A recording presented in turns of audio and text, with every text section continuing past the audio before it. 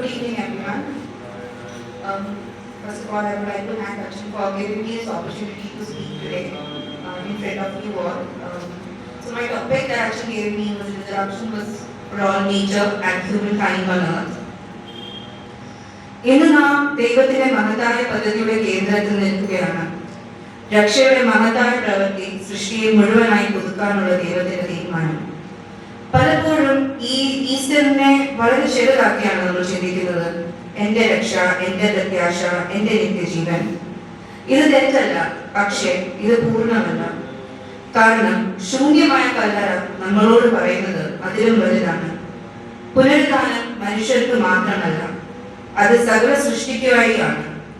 നമ്മുടെ കാലിന് കീഴിലുള്ള ഭൂമിക്കായി, നാം ശ്വസിക്കുന്ന വായുവിനായി, മരങ്ങൾക്കും നദികൾക്കും പക്ഷികൾക്കും മൃഗങ്ങൾക്കും, നമ്മൾ സൃഷ്ടിക്കപ്പെട്ട മണ്ണിനായി പോലും.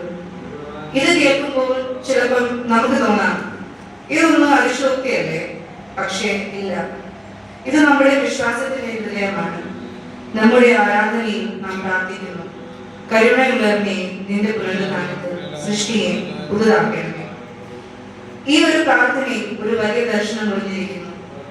ദൈവം മനുഷ്യനെ മാത്രം അല്ല രക്ഷിക്കുന്നത്, അവൻ സൃഷ്ടിയെ മുഴുവനായി പുതുതാക്കുകയാണ്. നമ്മുടെ ഗാനങ്ങളിലും ഈ സത്യം ഒഴുകുന്നു.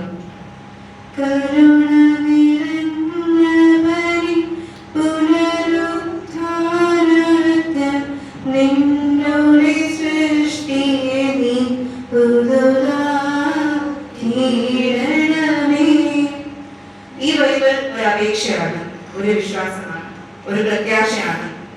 നമ്മൾ അറിയാതെ പോലും നമ്മുടെ ആരാധന നമ്മെ പഠിപ്പിക്കുന്ന ഒരു വലിയ സത്യം. ഈ സത്യം മനസ്സിലാക്കാൻ നാം ആദിയിലേക്ക് മടങ്ങണം. ദൈവം മനുഷ്യനെ സൃഷ്ടിച്ചപ്പോൾ അവൻ മനുഷ്യനെ മാത്രം അല്ല സൃഷ്ടിച്ചത്, അവൻ ഒരു സമന്വയം സൃഷ്ടിച്ചു.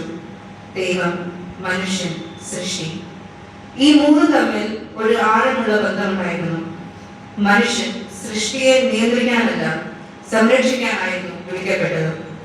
പക്ഷെ പാപം വന്നപ്പോൾ ആ ബന്ധം തകർന്നുപോയി. ദൈവം പറഞ്ഞു, ഉൽപ്പത്തി 3-ാം പുസ്തകത്തിൽ പറയുന്ന പോലെ, നിനക്ക് നിമിത്തം ഭൂമി ശപിക്കപ്പെട്ടിരിക്കുന്നു, നിനക്ക് നിമിത്തം ഭൂമി ശപിക്കപ്പെട്ടിരിക്കുന്നു. ഇത് നമ്മെ ഒരു വലിയ സത്യത്തിലേക്കാണ് നയിക്കുന്നത്. പാപത്തിന്റെ ഫലം മനുഷ്യനിൽ ഒതുങ്ങുകയില്ല, സൃഷ്ടി മുഴുവനും അതിനെ താഴമേറ്റും. ഇന്ന് നാം ലോകം നോക്കുമ്പോൾ നമുക്ക് ഇത് വ്യക്തമായി കാണാം. വായു മലിനമാകുന്നു, ജലം മലിനമാകുന്നു, കാലാവസ്ഥ മാറുന്നു. പക്ഷേ ഇതൊരു എൻവയോൺമെന്റ് ഇഷ്യൂ മാത്രമല്ല, ഇതൊരു ആത്മീയ പ്രശ്നം കൂടെയാണ്. കാരണം സൃഷ്ടിയോട് ഉള്ള നമ്മുടെ ബന്ധം തകർന്നിരിക്കുന്നു. അതുകൊണ്ട് വിശുദ്ധ പൗലോസ് എഴുതുന്നത്, സകല സൃഷ്ടിയും ഒരുമിച്ച് വേദനിച്ച് നിലവിളിക്കുന്നു. സൃഷ്ടി മൗനമല്ല, നമ്മൾ കേൾക്കാത്തത് കൊണ്ട് മാത്രം അത് മൗനമല്ല. കാറ്റിന്റെ ശബ്ദത്തിൽ, കടലിന്റെ തിരകളിൽ, മഴയുടെ തുള്ളികളിൽ ഒരു നിലവിളിയുണ്ട്. പുനഃസ്ഥാപനത്തിനായുള്ള ഒരു നിലവിളി. ഈ തകർന്ന ലോകത്തിലേക്ക് ക്രിസ്തു വന്നു. അവൻ ഒരു രക്ഷകനായി മാത്രം അല്ല വന്നത്, അവനൊരു പുനഃസ്ഥാപകനായിരുന്നു. ആദ്യം ആദാം സൃഷ്ടിയെ വീഴ്ത്തി, രണ്ടാമത്തെ ആദാം സൃഷ്ടിയെ ഉയർത്തുന്നു. വചനം പറയുന്നു കൊരിന്ത്യസ് 1:20, ഭൂമിയിലും സ്വർഗത്തിലുള്ള എല്ലാം അവനിലൂടെ പൊരുത്തപ്പെടുന്നു. ഇവിടെ ശ്രദ്ധിക്കുക, ഭൂമിയിലും സ്വർഗത്തിലും ഉള്ള എല്ലാം അവനിലൂടെ പൊരുത്തപ്പെടുന്നു. എല്ലാം. നമ്മൾ പലപ്പോഴും ഇത് വായിക്കും, പക്ഷെ അതിന്റെ ആഴം ശ്രദ്ധിക്കില്ല. എല്ലാം എന്നത് നമ്മളും മറ്റുള്ളവരും ഈ ഭൂമിയും. ക്രൂശിൽ ക്രിസ്തുവിന്റെ രക്തം ഭൂമിയെ സ്പർശിച്ചപ്പോൾ അത് ഒരു ദൃശ്യമായി മാത്രം കാണേണ്ടതല്ല, അതൊരു പ്രഖ്യാപനമാണ്. ശപിക്കപ്പെട്ട ഭൂമി വിമോചനത്തിന് സ്പർശമേറ്റു. അവൻ മരണം ഒഴിവാക്കിയില്ല, മരണത്തെ അതിന്റെ ആഴത്തിൽ തന്നെ ജയിച്ചു. അതിനാണ് നമ്മൾ പറയുന്നത്, മരണത്താൽ മരണത്തെ ജയിച്ചു. ഇവിടെ ഒരു ചെറിയ കഥ എനിക്ക് പറയണമെന്ന് ആഗ്രഹമുണ്ട്. ഒരു കർഷകൻ ദിവസവും വെള്ളം കൊണ്ടുപോകാൻ 2 കലങ്ങൾ ഉപയോഗിക്കുമായിരുന്നു. അവയിൽ ഒരു കലം കുഴപ്പമില്ലാത്തതും പെർഫെക്റ്റ് ആയിട്ടുള്ള ഒരു കലമായിരുന്നു. അതല്ലാത്ത കലം ഒരു ക്രാക്കുള്ള കലമായിരുന്നു. അപ്പം ഒരു ദിവസം കർഷകനോട് ഈ കലം ചോദിച്ചു, ഞാൻ പൂർണ്ണമല്ല, ഞാൻ നിന്നെ നിരാശപ്പെടുത്തുന്നു. അപ്പോൾ കർഷകൻ ചിരിച്ചു. അവൻ ചോദിച്ചു, നീ വന്ന വഴിയിലെ പൂക്കൾ നീ കണ്ടില്ലേ? നിന്റെ വെള്ളത്തിലൂടെ, നിന്റെ ക്രാക്കിലൂടെ, അല്ലെങ്കിൽ നിനക്കുണ്ടായിരുന്ന ആ കുറവിലൂടെ വെള്ളം വീണു. ആ വെള്ളത്തിലൂടെ വീണിടത്തെല്ലാം പൂക്കളാണ്. അപ്പം ഇതുപോലെ തന്നെ ഈ ചെറിയ കഥ എന്താണ് നമ്മളോടൊപ്പം പറയുന്നത്? കാരണം നമ്മൾ പലപ്പോഴും നമ്മളെ തകർന്നവരായി കാണുന്നു, അപൂർണമായി കാണുന്നു. ഞാൻ പോരാ, ഞാൻ മതിയാകില്ല, എന്റെ ജീവിതം ശരിയല്ല. പക്ഷെ ദൈവം അങ്ങനെയല്ല നമ്മളെ കാണുന്നത്. അവൻ നമ്മുടെ തകർച്ചകളെ പോലും ഉപേക്ഷിക്കുന്നില്ല. അവൻ അത് ഉപയോഗിക്കുന്നു.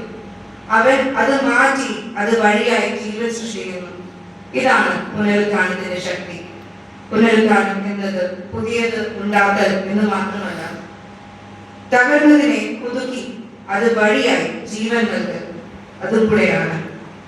ഇവിടെ ഒരു ആഴമുള്ള സത്യമുണ്ട്. നാം വിശുദ്ധ കുർബാനയിൽ അപ്പവും മീനും സമർപ്പിക്കുന്നു. ഭൂമിയുടെ ഫലങ്ങൾ അവ ക്രിസ്തുവിന്റെ ശരീരവും രക്തവുമാകുന്നു. ഇത് നമ്മൾ എന്താണ് പഠിപ്പിക്കുന്നത്? ദൈവം സൃഷ്ടിയെ ഉപേക്ഷിക്കുന്നില്ല. അവൻ അതിനെ ഉപയോഗിക്കുകയാണ്, വിശുദ്ധമാക്കുകയാണ്, തന്റെ സാന്നിധ്യത്തിന്റെ ഭാഗമാക്കുകയാണ്. അതായത് സൃഷ്ടി രക്ഷയുടെ പുറത്തല്ല, അത് രക്ഷയുടെ അകത്താണ്. പക്ഷെ നാം ഇപ്പോഴും വേദന കാണുന്നു. അപ്പൊ നമ്മൾ ചോദിക്കും, എങ്കിൽ പുനരുത്ഥാനം നടന്നിട്ടുണ്ടെങ്കിൽ ഇത്രയും തകർച്ച എന്തുകൊണ്ട്? സഭയുടെ മറുപടി വളരെ ആഴമുള്ളതാണ്. നാം ഇപ്പോൾ തന്നെ പക്ഷെ പൂർണ്ണമല്ല എന്ന സമയത്ത് ജീവിക്കുന്നു, വിജയം നേടിയിരിക്കുന്നു. പക്ഷെ അതിപ്പോഴും പൂർണ്ണമായി പ്രകടിക്കാറില്ല. അതൊരു കാട്ടുതീ കരിഞ്ഞ കാട് ചിന്തിക്കുക. എല്ലാം കറുത്തും നശിച്ചും തോന്നും. നമുക്ക് തോന്നും ഇത് തീർന്നു, ഇനി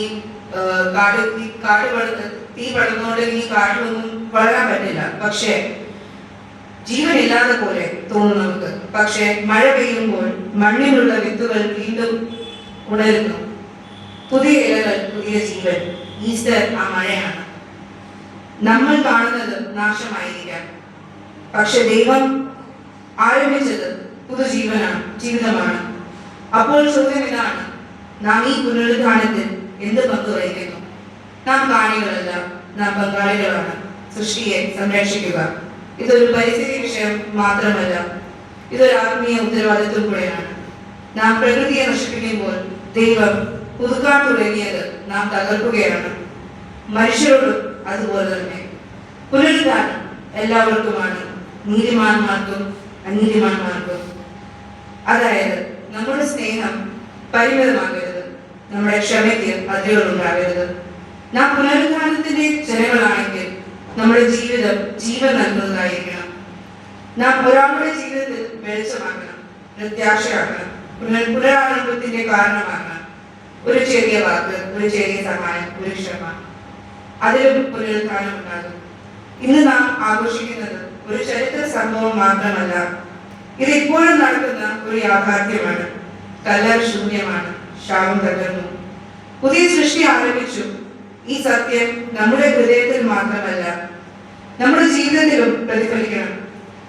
അവസാനമായി നമുക്ക് നമ്മളോട് തന്നെ ഒരു ചോദ്യം ചോദിക്കാം. ഞാൻ ജീവിക്കുന്നിടത്ത് ജീവൻ വളരുന്നുണ്ടോ? എന്റെ വാക്കുകളിൽ, എന്റെ പ്രവൃത്തികളിൽ, എന്റെ സ്നേഹത്തിൽ പുനരുദ്ധാനം കാണുന്നുണ്ടോ? നമുക്ക് പ്രാർത്ഥിക്കാം. കരുണ നിറഞ്ഞ കർത്താവേ, നിന്റെ പുനരുദ്ധാനത്തിൽ നിന്റെ സൃഷ്ടിയെ പുതുക്കണമേ, ഞങ്ങളുടെ ഹൃദയങ്ങളെ പുതുക്കണമേ. നാം ജീവിക്കുന്നിടത്ത് ജീവൻ വളരാൻ ഇടയാക്കണമേ. ആമീൻ.